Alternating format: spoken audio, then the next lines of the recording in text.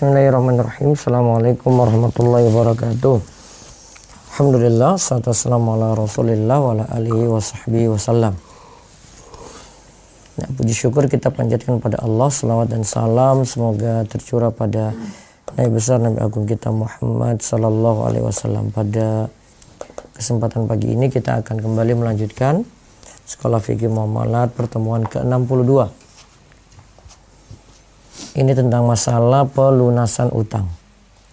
Nanti kita kaji dari halaman 530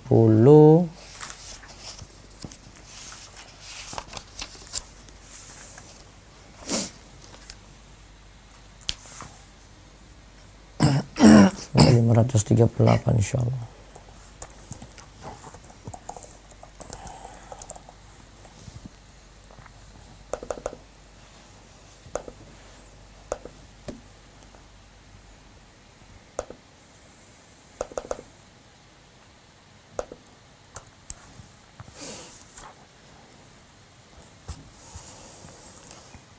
Nah, kita lihat coba AC dulu, AC-nya kemati.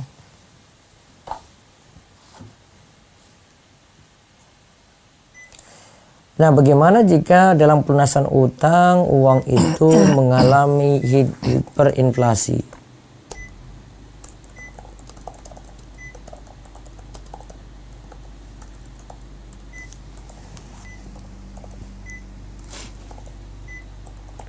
Ya, bisa dibaca halaman 530 lanjutan kemarin. Persoalan ini termasuk persoalan kontemporer yang tidak dibahas secara khusus oleh para ulama tempo dulu, karena inflasi terjadi hanya pada uang kartal atau uang modern. Uang tempo dulu yang berbentuk logam mulia tidak pernah terkena inflasi. Nah, perlu diingat uang logam dulu tidak pernah mengalami inflasi. Ya, terus. Para ulama kontemporer sepakat bahwa tidak boleh membayar utang melebihi nominal sebagai penutup inflasi.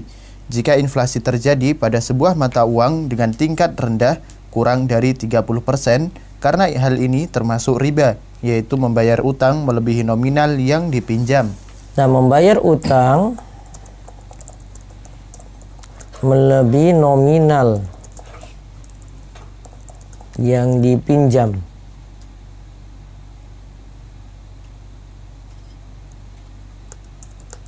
dan terjadi inflasi tingkat rendah 30% ya, maka bayar utang melebihi nominal yang dipinjam, maka ini termasuk riba. Ya, terus. Mereka juga sepakat bahwa utang jatuh tempo yang berada pada pihak yang mampu dan tidak menunda-nunda pelunasan, seperti uang yang berada di rekening tabungan, begitu juga modal mudharabah dan modal musyarakah, tidak boleh dibayar oleh pihak debitur dengan nominal berlebih sebagai kompensasi dari turunnya daya beli uang disebabkan inflasi, sekalipun inflasi tinggi. Karena keberadaan uang di pihak kedua sama dengan keberadaannya di tangan pemilik uang. Sebagaimana uang yang berada di tangannya terkena inflasi, begitu juga dengan uang yang berada di pihak kedua yang telah jatuh tempo pembayaran. Ya, terus. Para ulama juga sepakat bahwa bila inflasi yang terjadi terlalu tinggi, lebih dari 60%, sehingga nominal uang tidak bisa dijadikan patokan sama sekali, seperti yang terjadi dengan mata uang dinar Irak setelah invasi pasukan multinasional pada tahun 2005, maka boleh utang dibayar sesuai dengan indeks harga barang pada waktu pembayaran sekalipun jauh melebihi nominal utang yang diterimanya, karena pada saat itu mata uang tersebut sama dengan mata uang munqati atau tidak laku. Nah, sekarang tadi mereka sepakat juga, para ulama sepakat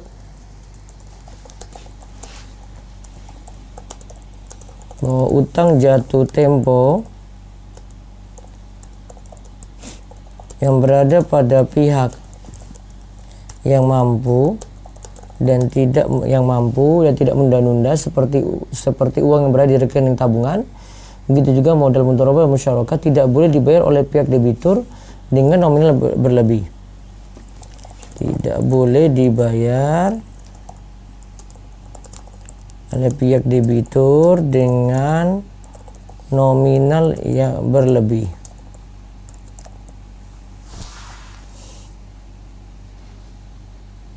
Ini sebagai kompensasi dari turunnya daya beli uang disebabkan inflasi, sekalipun inflasi tinggi. Karena keberadaan uang di pihak kedua sama dengan keberadaannya di tangan pemilik uang. Ya. Terus tadi yang berikutnya lagi disebutkan para ulama sepakat bahwa bila inflasi yang terjadi terlalu tinggi, itu 60% ya,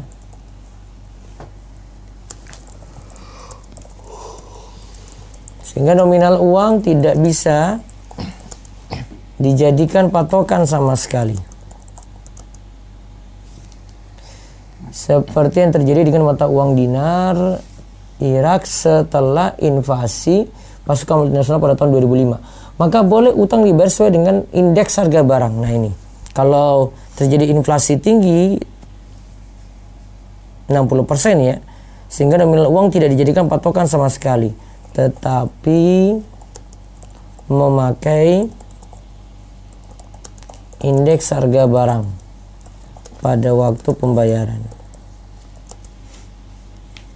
Sekalipun jauh melebihi nominal utang yang diterimanya.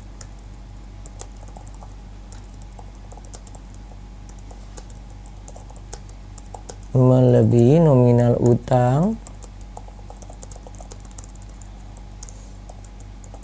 yang diterimanya. Nah, terus.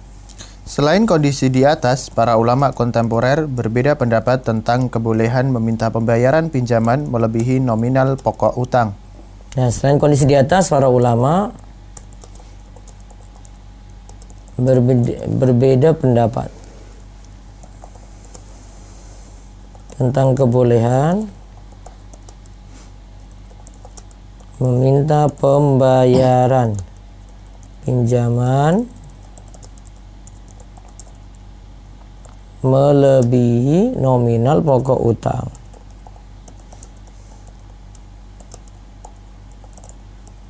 Terus kita lihat pendapat yang di sini, pendapat pertama. Debitur hanya berkewajiban mengembalikan utang sesuai dengan nominal uang yang dipinjamnya. Pada ilustrasi di atas, debitur hanya berkewajiban membayar 10 juta rupiah. Nah, lihat ya. Ini berarti selain yang 30% inflasinya, 60% berarti di sini tengah-tengah ya. Nah, sekarang bolehkah kembalikan utangnya itu lebih? Debitur hanya berkewajiban mengembalikan utang sesuai dengan nominal uang yang dipinjamnya. Ya, terus pendapat ini? Pendapat ini merupakan keputusan hasil Muktamar Majma' Al-Fiqih Al-Islami Divisi Fikih Oki kelima, keputusan nomor 42 dalam kurung 4 garis miring 5 tahun 1988 yang berbunyi, dalam pembayaran utang pada mata uang tertentu mesti dengan nominalnya dan bukan dengan nilai tukarnya, karena utang dibayar dengan sejenisnya. Ya, terus. Juga merupakan rekomendasi forum ilmiah seputar mengikat utang dengan fluktuasi harga yang diselenggarakan oleh Research and Training Institute di bawah Islamic Development Bank pada tahun 1987 yang berbunyi, naik turunnya nilai tukar uang kartal tidak berpengaruh terhadap nominal pembayaran utang, baik tingkat fluktuasi tersebut rendah maupun tinggi, kecuali turunnya sampai pada tingkat di mana uang kartal tidak bernilai. Karena sampai tidak bernilai lagi ya. Nah, ini kecuali kalau uang kartalnya tidak bernilai, maka hiperinflasi itu terjadi ketika uang kartal tidak bernilai lagi. Terus. Karena di saat itu uang kartal dianggap munqati atau tidak laku. Nah, dianggap munqati atau tidak laku. Terus. Dalil pendapat ini bahwa mewajibkan pembayaran utang melebihi nominal utang yang dipinjam termasuk riba dain, sekalipun dalam rangka menutupi hiperinflasi agar daya beli uang pada waktu pembayaran sama dengan pada waktu pinjaman. Nah, apakah ini benar termasuk hiperinflasi? Ya, termasuk dalam rangka menutupi hiperinflasi? Ya, kita lihat tanggapan Ustaz Wandi. Dalil ini ditanggapi bahwa kelebihan nominal pada pembayaran utang adalah sebagai penutup turunnya daya beli uang, bukan riba, yang bermakna kelebihan pembayaran utang tanpa imbalan kecuali waktu tangguh. Dengan demikian, kelebihan nominal dalam pembayaran hanya tampak lahirnya saja, namun hakikatnya sama nilai tukar antara uang yang dipinjam dan yang dibayar, sekalipun jumlahnya berbeda. Ya, terus pendapat kedua. Kreditur berkewajiban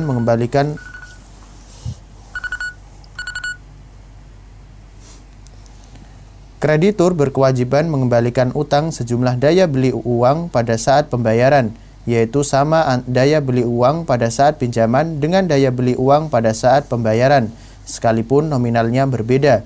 Pada ilustrasi di atas, maka debitur berkewajiban membayar 15 juta rupiah. Ya, terus. Pendapat ini didukung oleh Syekh Ahmad Zarqa, Dr. Al-Qardogi, Dr. Al-Farfur, dan Dr. Al-Qoryi. Dalil pendapat ini bahwa dalam kaidah fikih disebutkan ad-dararu yuzalu, hal-hal yang merugikan harus dihapuskan. Nah, ini berarti jika debitur hanya membayar utang dengan nominal yang sama pada waktu pinjaman, maka tindakan ini telah merugikan pihak kreditur, karena nominal utang pada saat dikembalikan hanya setengah nilai utang pada saat pemberian pinjaman. Ya, tanggapan. Dalil ini ditanggapi bahwa kaidah fikih di atas tidak mutlak, tetapi disyaratkan agar kerugian yang dihapuskan tidak menyebabkan kerugian yang sama pada pihak kedua. Ini berarti jika kerugian pada nilai pinjaman akibat hiperinflasi dibebankan kepada debitur, maka kerugian berpindah dari kreditur kepada debitur, dan ini tidak dibolehkan, karena berarti menghapuskan hal-hal yang merugikan dari kreditur dan menimpakan kerugian tersebut terhadap pihak debitur. Sebagaimana disebutkan dalam kaidah fikih, ad-dararu la yuzalu bimithlihi. Suatu yang merugikan tidak boleh dihapuskan dengan kerugian yang sama. Ya, terus kita baca lagi pendapat ketiga. Kerugian akibat hiperinflasi ditanggung oleh kedua belah pihak dengan persentase yang sama. Pada ilustrasi di atas, debitur berkewajiban membayar 12.500.000 rupiah. Pendapat ini merupakan keputusan Al-Majma' Al-Fiqih Al-Islami, Divisi Fikih Rabithah Alam Islami. Ya, terus. Dalil pendapat ini bahwa penurunan daya beli uang diakibatkan oleh hiperinflasi, bukan karena kelalaian pihak debitur. Dengan demikian, hal ini dapat dikiaskan dengan madzalim mushtarakah yang ditanggung oleh semua pihak secara merata. Wallahu alam, pendapat ketiga lebih kuat karena berpijak atas dasar keadilan yang merupakan salah satu maqasid dusyariah yang utama. Karena sungguh tidak adil jika penurunan daya beli bila hanya ditanggung oleh pihak kreditur karena ia telah berbuat baik meminjamkan uangnya tanpa bunga, dan juga tidak adil jika penurunan daya beli hanya ditanggung oleh pihak debitur karena penurunan nilai uang bukan disebabkan oleh kelalaiannya. Yang paling adil adalah kerugian ditanggung bersama. Nah, jadi yang paling adil kerugian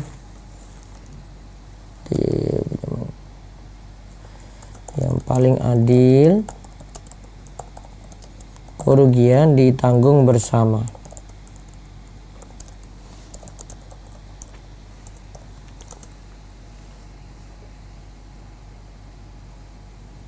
Jadi tadi utangnya, misalnya utang 10 juta ya. Kalau dari pendapat pertama kembalikan 10 juta, kalau pendapat kedua kembalikan 15 juta. Karena nilainya sama dengan 15 juta, namun utang 10 juta rupiah dikembalikan dengan persentase yang sama, yaitu menjadi 12,5 juta rupiah. Ya, terus. Nah, sekarang sudah permasalahan utang ketika uang mengalami hiperinflasi. Jadi ada beberapa rincian tadi ya. Jika inflasi rendah, maka kalau inflasi rendah itu tingkat rendah 30%, tetap dikembalikan dengan nominal yang dipinjam. Kemudian kalau hiperinflasi, yaitu inflasi yang terlalu tinggi, maka bisa disesuaikan dengan indeks harga barang pada waktu pembayaran. Terus kalau di tengah-tengah antara 30 sampai 60 tadi, para ulama berbeda pendapat. Yang paling adil kerugian ditanggung bersama. Utang 10 juta rupiah dikembalikan dengan persentase yang sama, yaitu menjadi 12,5 juta rupiah. Nah, wallahu alam bisawab. Sekarang mengikat utang dengan indeks suku bunga, harga barang, logam mulia dan valuta asing. Maksud pembahasan ini adalah pada saat transaksi dilakukan, pihak kreditur membuat perjanjian bahwa nilai utang diikat dengan salah satu standar nilai tukar, seperti indeks harga barang tertentu, indeks suku bunga bank, indeks harga emas, atau valuta asing yang dianggap stabil. Maka pada saat pelunasan kredit, yang dilihat bukanlah nominal utang yang diterima debitur, melainkan nilai tukar uang pada saat pinjaman dengan salah satu standar nilai tukar yang disepakati pada saat kredit diberikan. Bisa dengan emas tadi ya, emas, logam mulia, suku bunga, harga barang, valuta asing, misalnya pakai mata uang lain.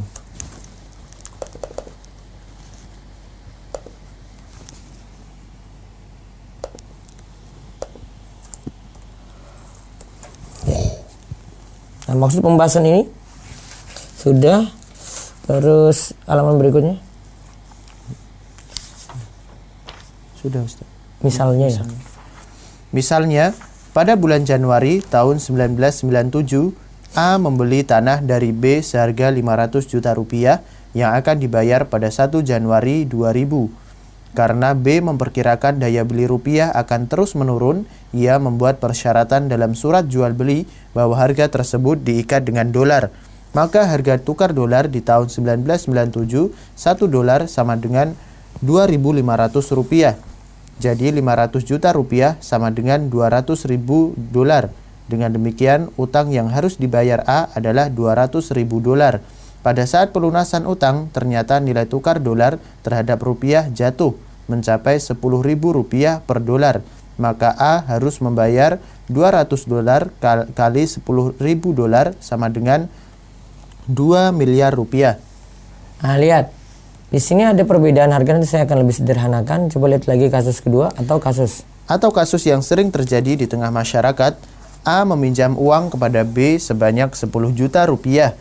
B membuat persyaratan mengikat pinjamannya dengan harga emas. Maka diperkirakan pada saat memberikan pinjaman 10 juta rupiah sama dengan 100 gram emas 24 karat.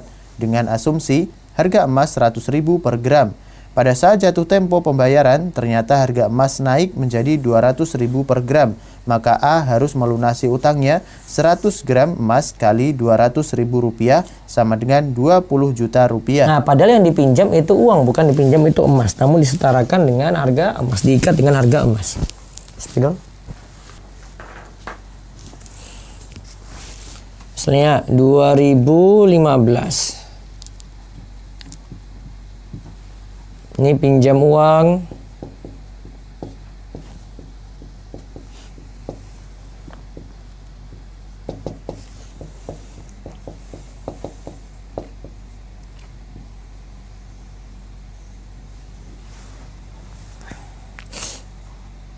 ya, pinjam uang 10 juta rupiah. Harga emas ketika itu diikat dengan harga emas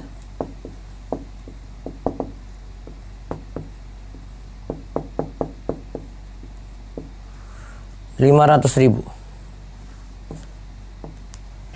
Berarti ini per gram ya. Berarti dapat 20 gram.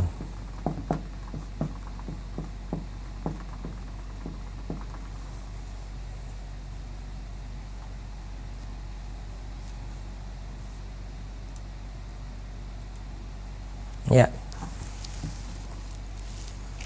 Terus tahun 2020 ditagih, ya janjinya 2020 kembali. Nah, uang ingin kembalikan 10 juta, tapi karena emasnya berubah, maka yang dipakai emas ya.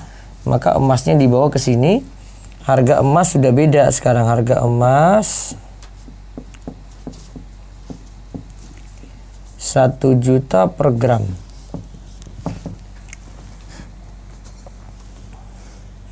Maka tadi 20 gram dibayar, berarti menjadi di tahun 2020 menjadi 20 juta. Ini untuk pelunasan.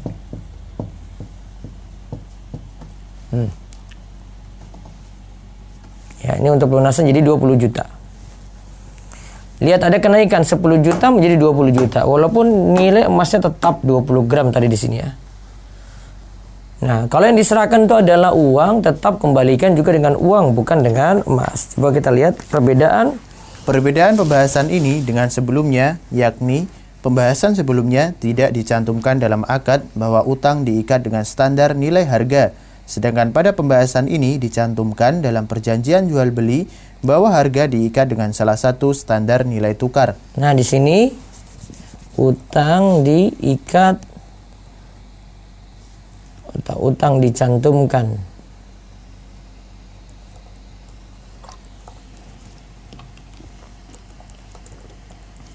dalam perjanjian jual beli bahwa harga diikat dengan salah satu standar nilai tukar, yaitu seperti emas dan lain-lain. Nah, sekarang kita lihat pembahasannya hukum mengikat. Hukum mengikat utang dengan standar harga. Persoalan ini termasuk persoalan kontemporer yang tidak dibahas oleh para ulama terdahulu karena hal ini dilatar belakangi oleh inflasi yang sering terjadi pada mata uang modern di negara berkembang. Para ulama kontemporer berbeda pendapat dalam hal ini. Pendapat pertama, boleh mengikat utang dengan standar nilai tukar. Pendapat ini didukung oleh Dr. Rafiq Al-Mishri, Dr. Al-Qardogi, dan Dr. Minwar Iqbal. Dalil pendapat ini bahwa prinsip penegakan keadilan dan menghindari kezaliman sangat dijunjung tinggi oleh syariat dalam hal muamalat dan perjanjian yang memuat agar mengikat utang dengan salah satu indeks merupakan salah satu cara untuk menerapkan keadilan pada muamalat yang dilakukan secara tidak tunai agar nilai uang kreditur tidak berkurang. Ya, tanggapan. Dalil ini tidak kuat. Nah, dalil tentang boleh mengikat utang dengan standar nilai tukar tadi ya, ini pendapat sebagian ulama.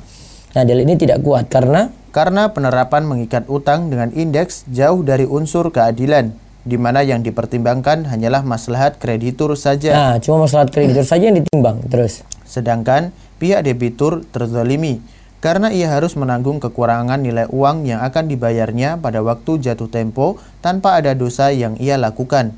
Dan keadilan yang ditegakkan syariat dalam muamalat adalah keadilan untuk kedua pihak yang bermuamalat dan bukan satu pihak saja. Ya, terus pendapat kedua. Haram hukumnya mengikat utang dengan standar nilai tukar apapun. Ya, dia haram hukumnya mengikat utang dengan standar nilai tukar apapun. Lihat pendapat ini. Pendapat ini merupakan keputusan hasil Muktamar Majma' Al-Fiqhi Al-Islami Divisi Fikih Oki ke-5 nomor 42 dalam kurung 4 garis miring 5 tahun 1988 berbunyi, utang dari manapun sumbernya tidak boleh diikat dengan indeks harga barang. Juga keputusan hasil Muktamar Majma' Al-Fiqhi Al-Islami Divisi Fikih Oki ke-12 nomor 115 dalam kurung 9 garis miring 12 tahun 2000 berbunyi, dari tinjauan syarat tidak dibolehkan pada saat transaksi membuat perjanjian bahwa utang diikat dengan salah satu hal berikut. Ya, 1. Indeks harga barang. 2. Indeks harga emas atau perak. 3. Indeks pertumbuhan ekonomi negara. 4. Indeks suku bunga. 5. Kelompok mata uang yang mempunyai nilai tukar kuat dan stabil atau basket of currencies. Currencies terus karena mengikat utang dengan salah satu indeks berdampak kepada gharar, nilai utang tidak jelas, kedua belah pihak tidak dapat mengetahui berapa yang harus dibayar dan berapa yang harus diterima. Ya, sebentar. Karena berdampak kepada gharar, nilai utang tidak jelas, kedua belah pihak tidak dapat mengetahui berapa yang harus dibayar dan berapa yang harus diterima. Terus hal ini melanggar salah satu persyaratan sahnya sebuah akad, yaitu objek akad, barang atau harga harus jelas, dan pada saat indeks yang diikat nilainya naik tajam maka berdampak kepada ketidaksamaan nominal antara utang dan kewajiban pembayaran, dan bila hal ini disyaratkan dalam akad maka akadnya menjadi riba dain. ya, terus Juga dilarang oleh AAOIFI dalam pasal 27 tentang indeks ayat 6/5 yang berbunyi, mengikat nominal utang pada saat akad dibuat dengan indeks harga hukumnya tidak dibolehkan. Ya, dalil pendapat yang mengharamkan mengikat utang dengan indeks sebagaimana dijelaskan dalam fatwa-fatwa di atas adalah sebagai berikut. 1. Pencantuman mengikat nilai utang dengan indeks pada sebuah transaksi menimbulkan ketidakjelasan kewajiban yang harus dibayar oleh kreditur, karena indeks harga barang, logam mulia, suku bunga, dan valuta asing berfluktuasi setiap saat. Nah, karena misalnya kita pakai standar emas, berbeda-beda setiap saat gitu, mau pakai standar yang mana gitu. Terus dengan demikian, pada saat transaksi terjadi, tidak jelas berapa kewajiban yang harus dibayar oleh debitur. Ketidakjelasan nominal dalam akad merupakan gharar yang dilarang oleh Rasulullah Shallallahu Alaihi Wasallam. Ya, nah Rasulullah an bai'il hasati wa an bai'il gharari. Nabi melarang jual beli hasoh, yaitu jual beli tanah yang menentukan ukurannya sejauh lemparan batu, dan juga melarang jual beli gharar atau jual beli barang yang tidak jelas. Hadis riwayat Muslim. Ya, terus 2. Pencantuman mengikat nilai utang dengan indeks pada sebuah transaksi tidak tunai menyebabkan transaksi ini menjadi riba dain. Ya. Karena jika indeks yang mengikat harganya naik, dan biasanya ini yang terjadi, maka pihak kedua berkewajiban membayar utang melebihi nominal dari kredit yang diterimanya. Ini adalah riba yang diharamkan oleh seluruh syariat samawi berdasarkan firman Allah. Ya. Wa in tubtum falakum ru'usu amwalikum la tazlimuna wa la tuzlamun. Dan jika kamu bertaubat dari pengambilan riba, maka bagimu pokok hartamu. Kamu tidak menganiaya dan tidak pula dianiaya. Al-Baqarah 279. Ya. Ayat di atas menegaskan bahwa pihak yang memberikan utang hanya boleh mengambil pokok harta yang dipinjamkannya. Tidak boleh berlebih, sekalipun atas nama penutup kekurangan inflasi dengan nilai indeks tertentu. Ya. Tidak boleh beralasan dengan menutup kekurangan inflasi dengan indeks tertentu. Terus wallahu alam, berdasarkan tinjauan dalil, maka pendapat yang mengharamkan mengikat utang dengan indeks lebih kuat. Dan pada kenyataannya, orang-orang yang berusaha menghalalkan bunga bank mereka sering berdalih bahwa penambahan nominal pokok utang untuk menjaga nilainya agar tidak berkurang perbandingannya terhadap harga barang dan jasa. Maka tidak ada bedanya antara bunga bank dengan utang yang diikat dengan indeks harga barang. Ya, terus solusi Islami untuk mengikat utang. Nah, lihat ya, pada kenyataannya orang-orang yang berusaha menghalalkan bunga bank, mereka sering berdalih bahwa penambahan nominal pokok utang untuk menjaga nilainya agar tidak berkurang perbandingannya terhadap harga barang dan jasa. Nah, mereka alasannya kayak gitu, kan nilainya berubah, nilai emasnya berubah, maka sesuaikan dengan standar emas. Padahal dipinjamkan itu adalah uang di situ. Nah, ini solusi kalau gitu. Solusi Islami untuk mengikat utang dengan emas atau dolar. Untuk akad pinjam meminjam dalam jumlah tertentu, agar pihak pemberi pinjaman tidak dirugikan dengan kekurangannya nilai uang akibat inflasi pada saat pelunasan utang, dan agar dia tidak terjebak dalam transaksi riba yang dikutuk, maka ia dapat memberikan pinjaman dalam bentuk emas dan bukan mengikat dengan emas. Yang diberikan bukanlah uang, akan tetapi memang emas yang dipinjamkan. Ya. Maka pada saat pengembalian utang, pihak yang berhutang wajib mengembalikan emas, bukan uang, kecuali keduanya sepakat melakukan sorf pada saat itu dengan cara tunai dan dengan nilai tukar pada hari itu. Berdasarkan hadis Ibnu Umar radhiyallahu anhuma, ia berkata, aku mendatangi Nabi Shallallahu Alaihi Wasallam bertanya, aku menjual unta di Baki dengan dinar, dan saat dia bayar dia menggunakan dirham, dan terkadang aku jual dengan dirham dan saat dia bayar dia menggunakan dinar. Nah, dijual dengan dirham, dibayar dengan dinar. Nah, Nabi SAW bersabda, la basa an takhudha bi si'ri yaumiha ma lam taftariqa bainakuma syai'. Tidak mengapa engkau terima mata uang yang berbeda dengan syarat nilai tukar pada hari itu, dan engkau tidak berpisah sebelum terjadi serah terima. Ya. Dan selain dengan emas, juga bisa utang piutang diberikan dan dibayar dengan mata uang yang dianggap stabil, seperti dolar atau euro, dengan syarat utang yang diberikan dalam bentuk mata uang yang akan dibayar dan bukan hanya sekadar mengikat. Nah, dibayar utang yang dipinjamkannya dalam bentuk uang dolar tadi atau uang euro. Jangan dengan sekadar mengikat, artinya yang diserahkan bukan dolar tapi masih rupiah, tapi disandarkan dengan nilai dolar. Nah, ini yang tidak boleh. Terus atau menjual barang dengan cara tidak tunai dengan mata uang yang dianggap stabil, seperti menjual tanah atau menyewakan gedung yang akan dilunasi beberapa tahun kemudian dengan dolar, maka nanti yang akan diterima oleh pemilik barang adalah mata uang dolar dan bukan rupiah. Ya, terus. Nah, sudah kita lihat solusinya. Berarti tadi ada beberapa untuk akad pinjaman tadi agar pihak pemberi pinjaman tidak dirugikan dengan berkurangnya nilai uang akibat inflasi. Ya, maka ia dapat memberikan pinjaman dalam transaksi riba yang dikutuk. Maka ia dapat memberikan pinjaman dalam bentuk emas dan bukan mengikat dengan emas. Ingat ya. Solusinya adalah memberikan pinjaman dalam bentuk emas.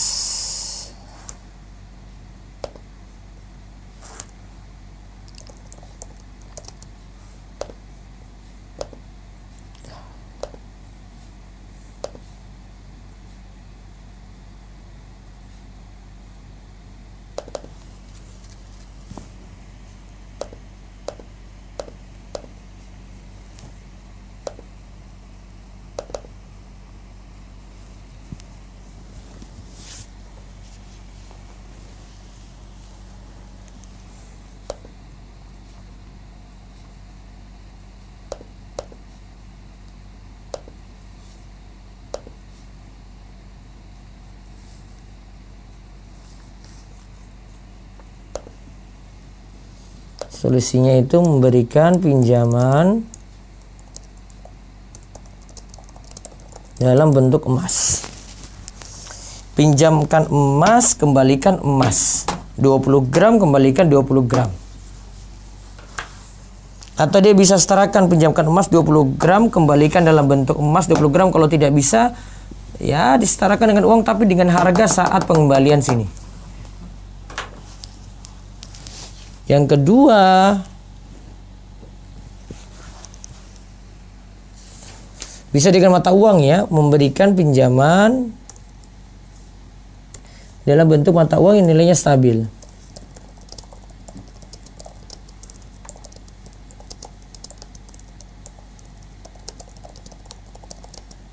Nanti dikembalikan dengan mata uang itu lagi.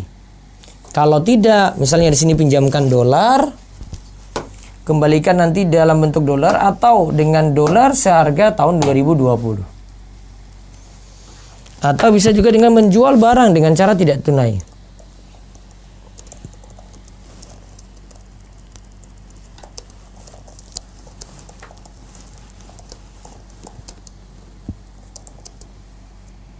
Dengan mata uang yang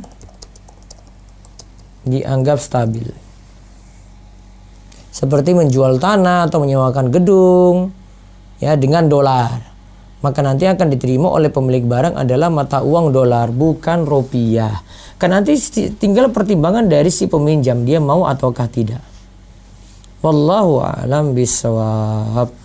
Jadi ini kesimpulan yang kita ambil dari Harta Haram 62. Ya, perbedaannya tadi ya, pelunasan utang ketika uang mengalami hiperinflasi. Awalnya itu tidak diikat dengan apapun. Tapi kalau yang kedua itu pelunasan utang diikat dengan salah satu nilai tukar, berarti diikat awalnya. Ya, dengan emas atau dengan dolar atau yang lainnya.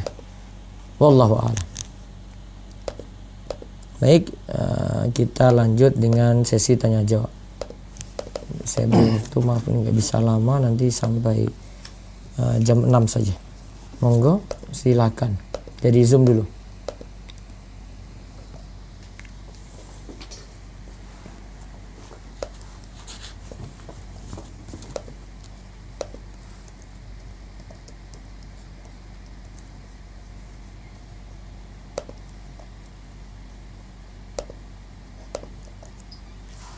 Assalamualaikum Ustaz. Iya, waalaikumsalam warahmatullahi wabarakatuh. Silakan. Ustaz mau tanya Ustaz, yang tadi terkait itu Ustaz, apa jibas inflasi itu kan ada 3 pendapat ya Ustaz ya. Kalau misalnya tadi 10 juta dia bayar tetap 10 juta. Iya. Yang pendapat kedua itu 15 juta, tentunya 12 juta 500. Iya. Itu 12 juta 500 kan tadi supaya kerugian ditanggung bareng-bareng. Oh gitu ya. Itu yang untuk penentuan 12,5 juta sama 15 apa 2,5 juta sama 5 juta itu dapat dari mana Ustaz ya? Ya 10 juta itu sekarang itu harganya berapa gitu. 10 juta harusnya jadi 15 juta. Nah, ada peningkatan kayak gitu. Nah, selisihnya itu tadi ditanggung bareng-bareng. Kalau yang 50%-nya itu penentuannya yang kesepakatan dari Oki tadi Ustaz ya? Iya. Kesepakatan dari yang 12 jadinya bayar 12,5 juta ya. Dari Majma' Al-Fiqh Al-Islami Divisi Fikih Robito Alam Islami. Ya, itu karena lebih adil di situ. Berarti kalau misalnya dikatakan misalnya Ustaz ya, tahun 96 kita utang 1 juta, terus misalnya di tahun 2001 itu bisa nilainya 1,5 juta, apa pembayarannya menjadi 1,5 juta, itu berarti kalau menurut dari pendapat ini berarti nggak apa-apa ya Ustaz ya? Iya, terjadi inflasi bagaimana dulu ya? Inflasi 30% ataukah 60%? Kalau di antara 30 sampai 60% berarti pakai nanggung rugi bareng-bareng gitu. Begitu, ya Ustaz. Iya. Ya Ustaz, terima kasih Ustaz ya, jazakallahu khairan. Waalaikumsalam. Yang berikutnya silakan. Selanjutnya kepada Ummu Adam, tafadhali. Syukran. Assalamualaikum warahmatullahi wabarakatuh, Ustaz. Waalaikumsalam warahmatullahi wabarakatuh. Ini Ustaz, anak punya kasus juga. Ada teman di Maret 2016 itu utang anak dengan jumlah yang lumayan Ustaz, dan sampai sekarang pun juga belum dibayar. Kalau itu nagihnya bagaimana Ustaz ya, Ustaz ya? Uangnya pakai apa dulu dipinjamkan? Waktu itu dia pinjam lah rupiah, katanya buat usaha Ustaz, usahanya teman itu Ustaz. Terus dikembalikan janjinya kapan? Janjinya 3 bulan aja Ustaz, janjinya sampai sekarang belum bayar-bayar. Itu tadi kan pinjamnya rupiah ya, sampai sekarang berarti resikonya inflasi tidak terlalu besar ya, maka tetap kembalikan sama. Kalau di 2016 itu Ustaz, kalau saya pernah kajiannya dengan Ustaz Erwandi juga, itu kan sudah kalau umpamanya di 2016 Maret itu harga logam mulia emas itu kan kurang lebih 580. Kalau sekarang sudah hampir 1 juta, itu kan sudah hampir 100%. Ustaz itu di mana Ustaz ya? Iya, tapi kan awalnya kan tidak mengikat seperti itu, sehingga kan nilai ini gampangannya inflasi atau hiperinflasi itu bisa dilihat dari uang itu masih dianggap nggak saat ini. Kalau hiperinflasi itu tidak dianggap lagi utang tadi gitu. Misalnya pinjam 10 juta, oh sekarang 10 juta tidak ada apa-apanya lagi gitu. Karena terjadi hiperinflasi di atas 60%. Sekarang kan masih tetap berlaku nilai uang tersebut. Walaupun disandarkan pada emas, emasnya naik gitu. Nggak usah disandarkan dengan emas kalau pinjamnya uang. Gitu ya. Jadi gimana Ustaz? Kalau dia umpamanya dia tuh buat kalau otomatis kan Ustaz, dia kan berusaha, dia kan ada untung dari yang dia pinjam. Anak kan sebagai dari itu juga merasa dirugikan tuh Ustaz. Gimana Ustaz? Ya resiko pinjamin sama dia. Resiko karena menolong, transaksinya menolong. Gitu. Gimana? Maaf, putus-putus. Dari penjelasan sampai kami ditang 50 tuh apa Ustaz?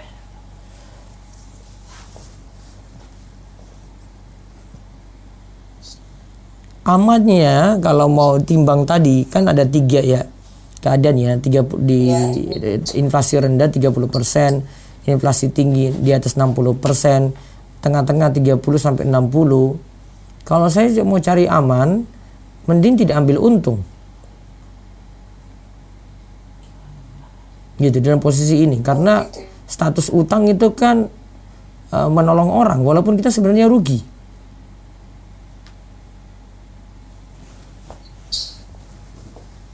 Gitu Bu. Ya, waalaikumsalam warahmatullahi wabarakatuh. Baik, silakan dari chat monggo. Itu kan mati. Baca dulu di ini. Ini zoomnya mati.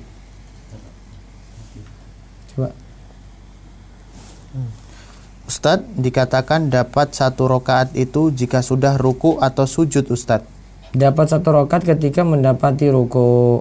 Man adraka raka'ah faqad adraka shalah. Siapa dapat 1 rakaat maka dia telah mendapatkan salat, dan itu didapati ketika mendapati ruku sebagaimana dalam hadis Abu Bakrah. Terus, Ustadz, izin bertanya di luar tema. ya. Apabila setelah membaca at-tahiyat akhir kemudian membaca doa perlindungan, apakah boleh membaca doa agar rajin bersyukur? Boleh. Terus, Sementara itu, Ustaz. ya. Baik, dari ini masih ada lagi Om Malik.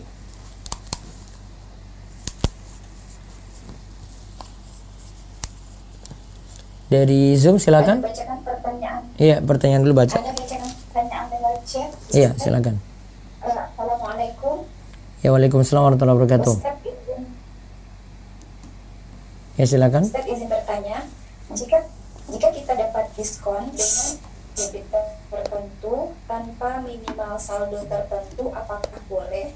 Sekalipun kartu debit itu hanya sebagai pembayaran atau transfer saja, tidak pernah menyimpan uang di kartu debit tersebut.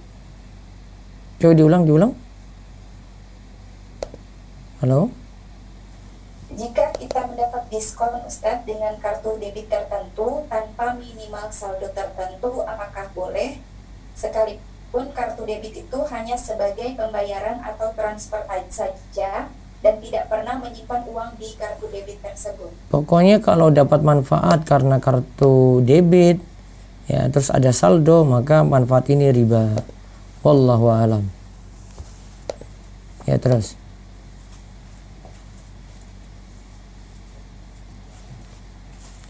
Selanjutnya, Ustadz, Ya. lalu Iya, silakan. seseorang telah suara Anda terdengar, Ustadz? Sebentar, ini lagi error jaringan di sini.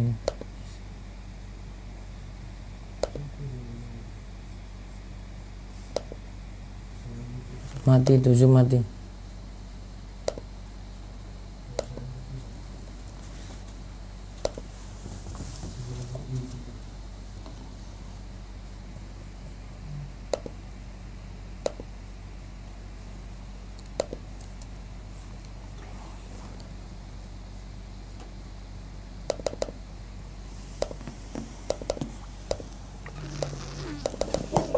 Tolong cek di dalam ada yang ngantuk itu.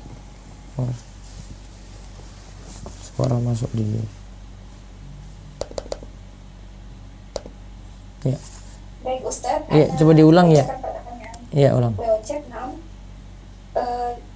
Di masa lalu, tahun 90-an, seseorang melakukan kesalahan menggunakan uang yang dititipkan kepadanya, tapi lupa berapa uang yang digunakan saat itu. Kalau misal yang digunakan 50.000, berapa nominal yang harus diganti dan bagaimana cara menggantinya sementara sudah kehilangan jejak orang tersebut?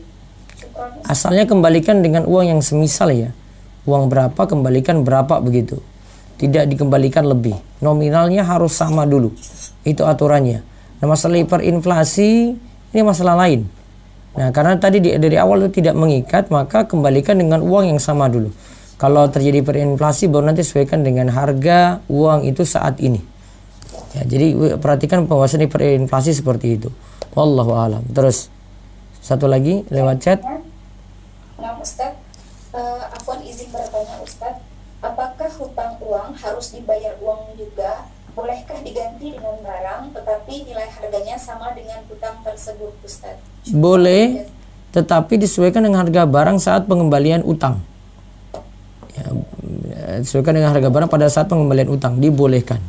Jadi utang dikembalikan dengan nilai barang pada saat pengembalian utang. Ya, bisa lewat chat dulu silakan. Anda panggilkan yang raiskan, Ustaz. Ya. Tafadholi kepada Umum Malik. Assalamualaikum Ustaz. Ya, silakan Bu Aziza.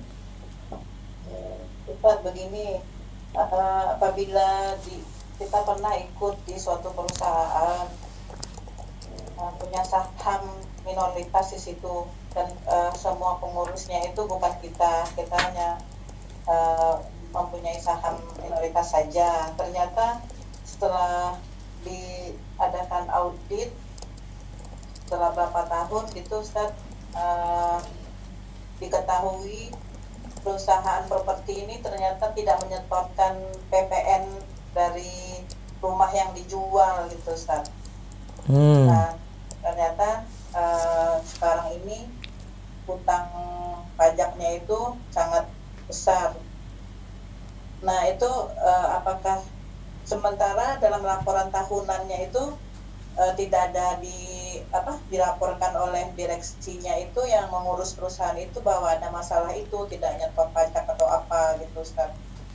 Nah karena kita tidak berpengetahuan di situ, hanya sekarang aja ketahuannya ternyata ada tidak menyetorkan. Jadi dia itu waku sebenarnya Ustaz, wajib pungut. Jadi setiap orang yang beli rumah itu kan ada PPN-nya. Nah harusnya PPN itu disetorkan ke kantor pajak. Nah ternyata tidak disetor dan sekarang udah menumpuk. Nah itu kita sebagai pemilik saham minoritasnya itu terkena juga nggak Ustaz secara syar'inya hutang itu? Yang tidak bayar tadi siapa tadi? Yang tidak bayar PPN? Yang tidak bayar PPN itu perusahaan yang developer ini yang menjual rumah itu. Tapi udah menerima uang itu dari konsumen yang membeli, udah, cuman dia nggak disetor aja. Kesalahan perusahaan berarti? Iya betul. Cuman kita kan di situ pemilik saham walaupun minoritas gitu, kecil sekali. Secara syari'inya berarti ikut juga di situ dalam tanggung jawab. Iya, terus gimana tuh Ustaz? Apakah solusinya kita segera jual aja saham kita? Bisa solusinya seperti itu? Kalau kita udah menjual saham kita itu, apakah hutang yang banyak terhadap PPN itu perusahaan yang nanggung, bukan ibu? Udah beres itu ya, iya, ya asal iya. dengan menjualnya. Terus dosanya gimana Ustaz? Dosanya, karena kita kan pemilik walaupun kecil, tapi kan kita dibohongi, maksudnya dibohongi. Dizolimi berarti ibu dizolimi, bukan orang yang berbuat dosa di situ. Nah, kalau orang yang benar-benar yang tidak menyetorkan itu, direksinya itu gimana Ustaz? Itu yang kena dosa. Oh itu aja ya. Iya, dia melalaikan kewajiban ya. Walaupun kalau PPN itu pajak. PPN itu wajib disetorkan memang Ustaz? Apa karena pajak itu nggak wajib dalam hukum Islam? Secara hukum jadi wajib karena dipaksa. Udah kita terima masalahnya ya Ustaz ya. Iya. Jadi orang beli rumah kita udah bilang ini ada PPN-nya 10%, lalu orang udah setor, kita nggak setorkan, berarti salah kita itu ya Ustaz ya. Iya. Kecuali kita kembalikan sama orang yang beli rumah itu gitu ya Ustaz. Iya. Iya. Syukran jazakallahu khairan ya Ustaz. Waalaikumsalam. Baik, satu lewat chat lagi. Nah Ustaz, pertanyaan di luar tema Ustaz. Ya silakan. Assalamualaikum Ustaz. Waalaikumsalam warahmatullahi wabarakatuh. Apa bacaan sujud sahwi Ustaz? Perbedaan ulama dalam hal ini yang saya kuatkan, bacaan sujud sahwi sama dengan sujud biasa, walaupun ada beberapa bacaan yang sahih juga. Tapi kalau mau bisa bacaan sujud sahwi sama dengan bacaan sujud biasa. Wallahu a'lam. Terus selanjutnya, bismillah Ustaz, jika ada teman yang meminjam emas 2 suku, lalu saya minta kembalikannya juga dalam bentuk emas, tapi harga saat saya membeli emas itu beda dengan saat teman saya ingin membeli emas untuk mengembalikan hutang saya dikarenakan sudah naiknya harga emas. Bagaimana dengan kondisi ini Ustaz? Resiko bagi si peminjam, karena dia mau menerima akad peminjaman emas, maka dia harus kembalikan dengan emas yang semisal. Kalau tidak sejak awal dia tidak terima, saya bilang saya mau pinjam uang saja deh, nggak mau emas gitu. Kalau uang mungkin ya bayarnya sama, tapi kalau emas ya resiko harga jadi naik. Jadi misalnya tadi kalau emas saat ini harganya 1 juta, 5 tahun lagi jadi 2 juta gitu ya, sudah resiko dia mau menerima akad itu, maka dia kembalikan dengan emas juga, emas kembalikan emas. Terus dari chat lagi terakhir, monggo. Bismillah Ustadz, bagaimana dengan meminjam uang tetapi menggunakan barang berupa mobil, kemudian mobil tersebut dijual dengan harga yang berbeda dengan harganya saat ini. Apakah peminjam uang tersebut harus mengembalikan dengan bentuk berupa mobil atau sejumlah uang seharga saat mobil tersebut dijual, Ustaz? Nah, amannya pinjam uang kembali uang. Kalau enggak, pinjamkan mobil, dia jual, kembalikan. Kalau diminta mobil yang semisal, ya kembalikan itu juga. Jadi barang kembalikan barang. Kalau mau kembalikan dengan bentuk lain, barang kembalikan uang, maka dengan uang senilai barang pada saat pengembalian. Nah, kaidah ini perlu diperhatikan untuk masalah pelunasan utang tadi. Nah, satu lagi mungkin ada lewat chat.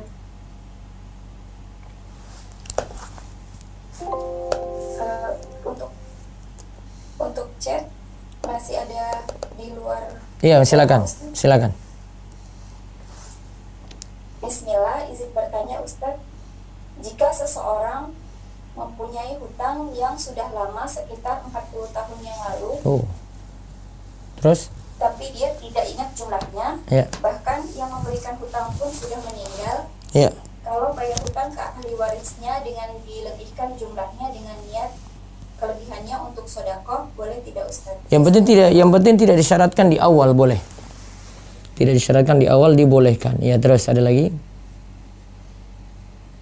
Lewat chat. Iya, chat. Sudah selesai, baik. Ada lewat WhatsApp. Satu lagi lewat WhatsApp ya. Izin bertanya Ustadz, di masa lalu tahun 90-an seseorang melakukan kesalahan menggunakan uang yang dititipkan kepadanya, tapi lupa berapa uang yang digunakan saat itu. Kalau misal yang digunakan 50.000, berapa nominal yang harus diganti dan bagaimana cara menggantinya sementara sudah kehilangan jejak orang tersebut? Berapa tadi? 50.000 Ustaz, tahun 90-an. Tetap kembalikan itu dulu karena 50.000 masih berharga. Ya, selama tidak perbedaannya drastis, maka pakai kembalikan itu dulu. Wallahu a'lam. Baik, demikian kita bahas untuk kajian pagi ini. Kita tutup dengan doa kafaratul majelis. Subhanakallahumma bihamdika asyhadu an la ilaha illa anta astaghfiruka wa atubu ilaik. Assalamualaikum warahmatullahi wabarakatuh.